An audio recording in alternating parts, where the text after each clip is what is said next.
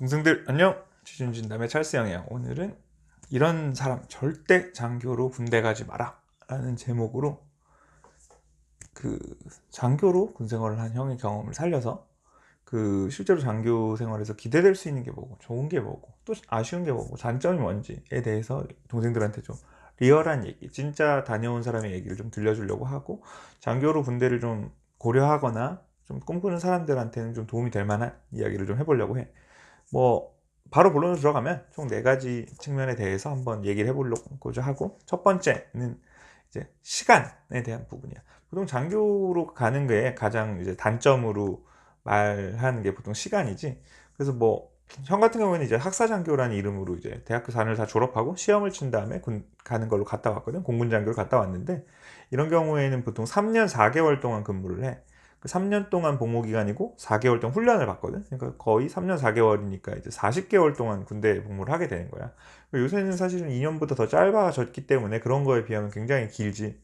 어쩌면 그래서 장교로 군대 가는 걸 고려하는 친구들한테 가장 좀 뭐라 그러나 크리티컬하게 단점으로 좀 생각될 수 있는 부분이었던 것 같아. 그래서 어찌 보면 1년 반 정도의 시간을 더 남들보다 쓰게 되는 것이고, 그런 반면에 얻을 수 있는 것이 무엇인가를 좀 생각하는 것이 굉장히 중요하지.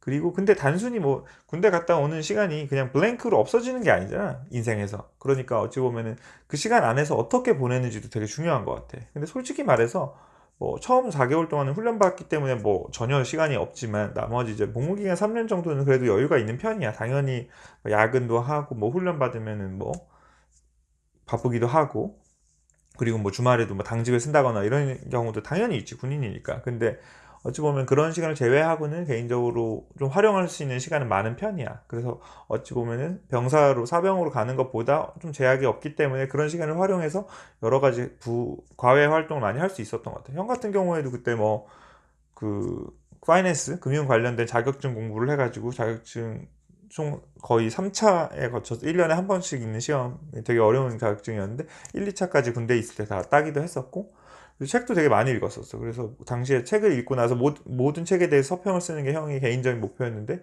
뭐 나중에 제대할 때 보니까 뭐 120 몇 편 정도 글을 썼더라고. 그런 시간도 되게 소중했던 시간이고, 그리고 뭐 퇴근하고 뭐 동기들이나 뭐 아는 사람들끼리 뭐 술도 마시고 영화도 보고 이렇게 개인 시간이 많이 있었고, 또 주말에는 서울에 뭐 한 달에 그래도 두세 번 정도는, 내 원래 본가가 서울이었고 당시 근무지는 대구였었는데 이제 대구에서 서울로 KTX 타고 왔다 갔다 하는 시간도 보냈었던 것 같아. 그리고 또 당시 형도 되게 여행을 좋아하고 주변에 그래도 또 여행을 좋아하는 군대 동기들이 많아가지고 뭐 주말에 시간 맞춰가지고 대구를 중심으로 여러 군데, 그 뭐 전라도도 갔다 오고 뭐 울릉도도 갔다 오고 경상도 근처에도 갔다 오고 여러 군데 여행도 다녔었던 기억이 있거든.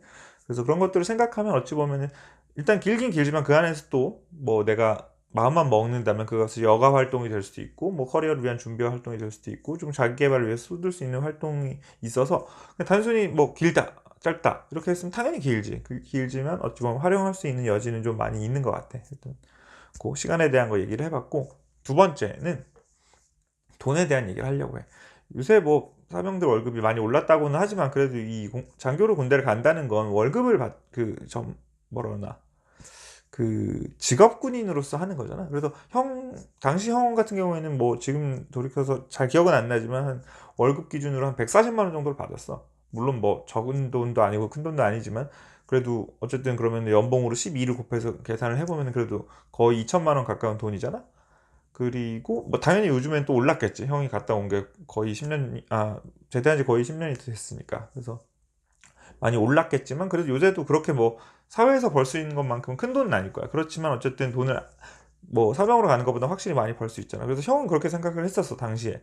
남들보다 1년이나 1년 반 정도 더 하지만 봉급은 어쩌면 3년치를 받는다. 그래서 어찌 보면은 3년치를 1년에 더 받는다라고 생각했을 때는 한 달에 월급 꽤 큰 편이잖아.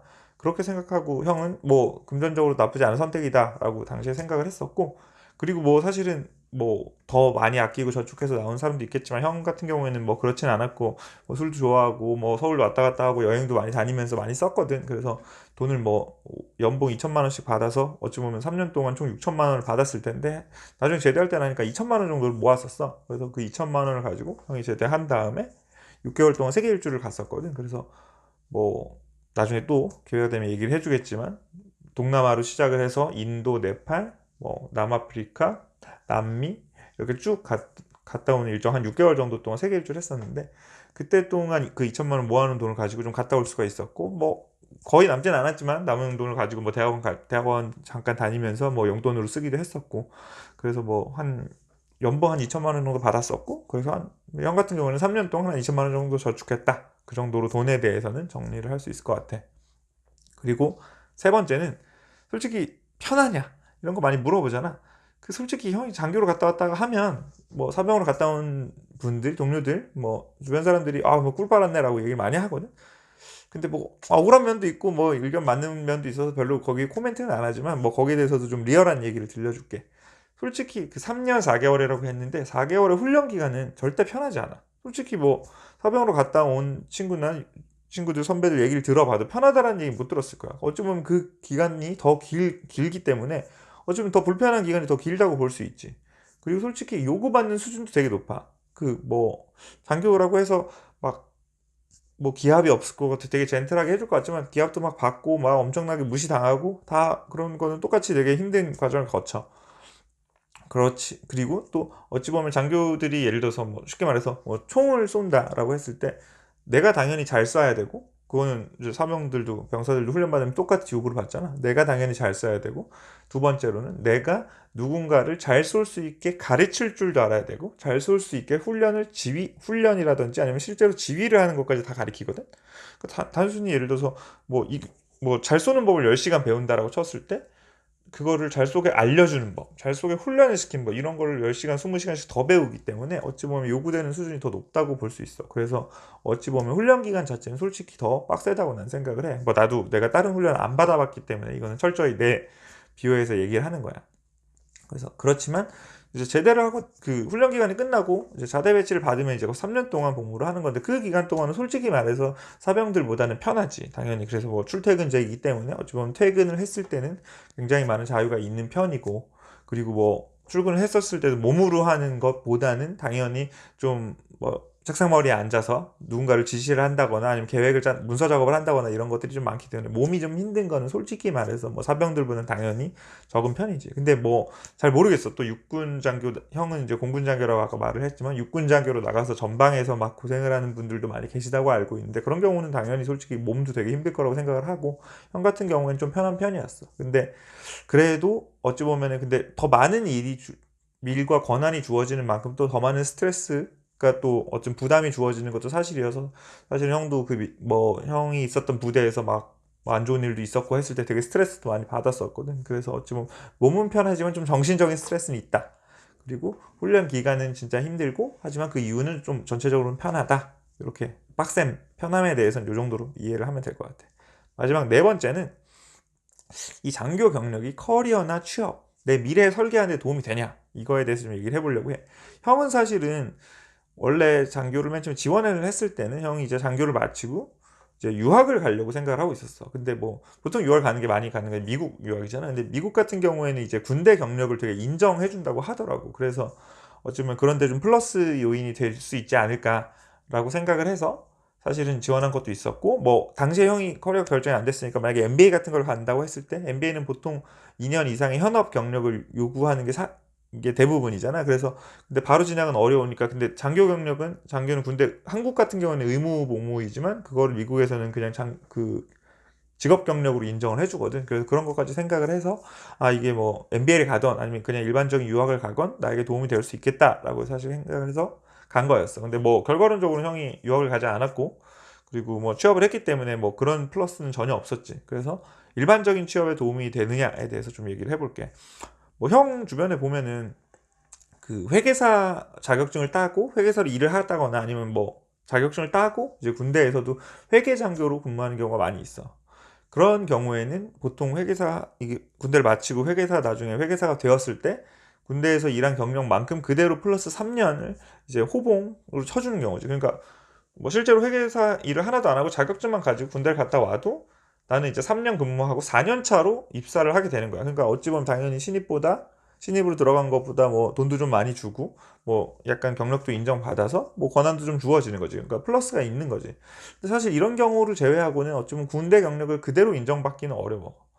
뭐 삼성그룹 같은 경우에는 내가 알고 있기로는 이제 군대 장교로 갔다 오면 그거를 그 1년인가로 인정을 해서 이제 호봉을 더 쳐준다고 알고 있거든. 근데 뭐 형도 삼성을 안 다녔기 때문에 정확한 정보는 아닌데 그런 식으로 각 그룹사마다 아니면 회사마다 좀 정책이 있는 경우가 있어. 그래서 그렇지만 뭐 대부분 아까 회계사처럼 다 인정해 주는 경우는 잘 없고 그래서 그중에 1에서 2년 정도 인정해 주는 경우가 있다라고 알고 있고 뭐 형이 당시에 취업 준비했었을 때는 하나그룹에서는 그 실제로 그 장교 출신, 공군 장교 출신 혹은 뭐 전체 장교 출신들을 대상으로 하는 특별 전형 같은 게 있었거든. 그러니까 아무래도 뭐 사실 뭐 수능 수시로 대학 가는 거랑 비슷한 거지. 어찌 보면 특수한 전형이기 때문에 경쟁률이 좀 낮을 수도 있다거나 아니면 좀 더 가산점이 있을 수 있다거나 이런 게 있는 걸로 알고 있어. 그래서 혹시나 뭐 장교 갔다 와서 취업을 생각하는 친구들은 그런 것도 좀 미리 알아보고 좀 이렇게 그런 것들이 도움이 될 수 있을지 좀 고민해 보면 좋을 것 같고 그리고 사실은 뭐 아직까지 딱 들었을 때도 그래서 형도 그런 직업적인 플러스 요인을 생각하고 갔지만 어찌 보면은 직접적으로 형의 경력을 인정받지 못했어. 형이 실제로 뭐 근무를 했었던 두산그룹 같은 경우에는 그런 게 전혀 없었고